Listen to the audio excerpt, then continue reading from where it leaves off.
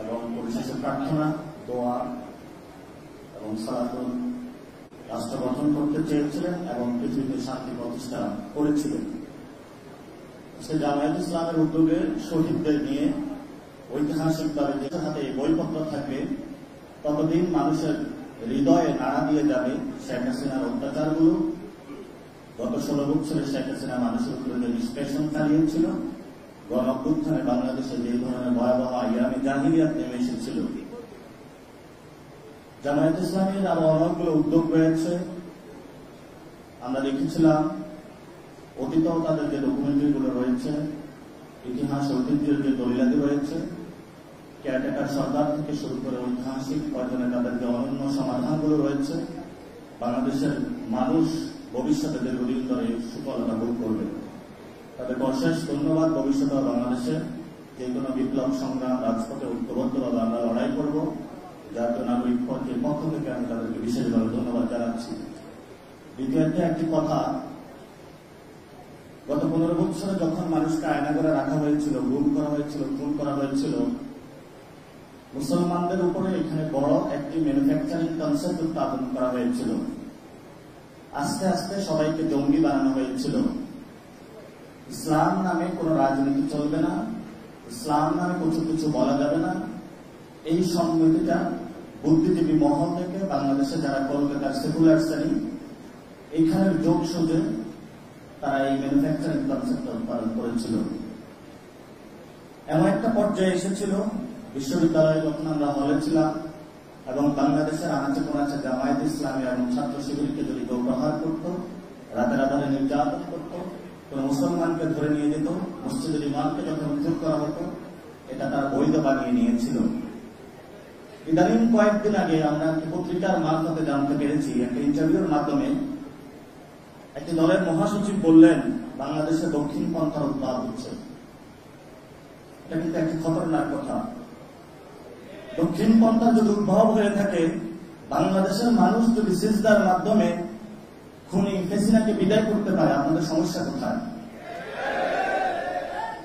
আমরা দেখতে পাচ্ছি একটি দল যখন জঙ্গিবাদের তকমা দিয়ে বাংলাদেশের মানুষকে নির্যাতন চালিয়েছিল, নতুন ভাবে আবার কিভাবে দক্ষিণ পন্থা দেখিয়ে, জুজুর ভয় দেখিয়ে আবার মুসলমানদের উপরে নির্যাতন চালাতে পারে, সেই ব্যবস্থা বর্তমানে আমরা দেখতে পাচ্ছি। ভবিষ্যতের পথে এটা তারা তৈরি করছে।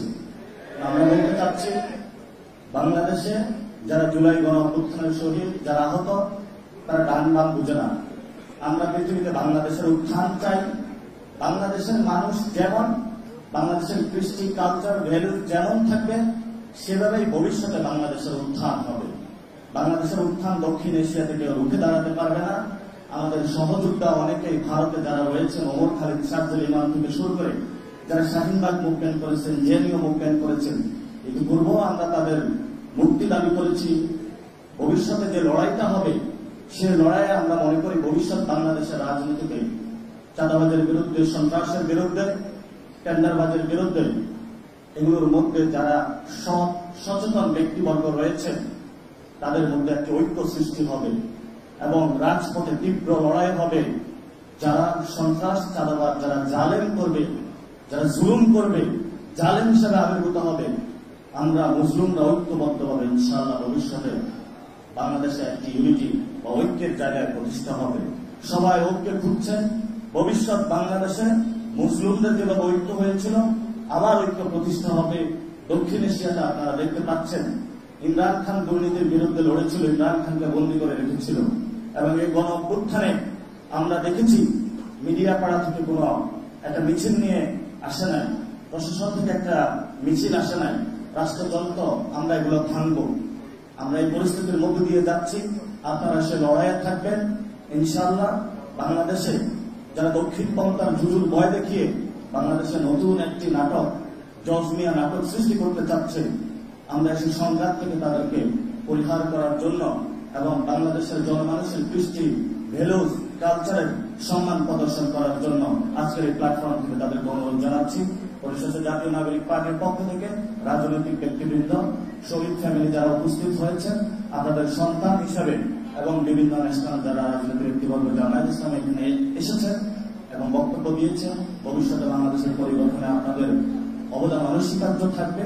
আপনাদেরকে ধন্যবাদ জানিয়ে আমার বক্তব্য শেষ করছি। আসসালামু আলাইকুম।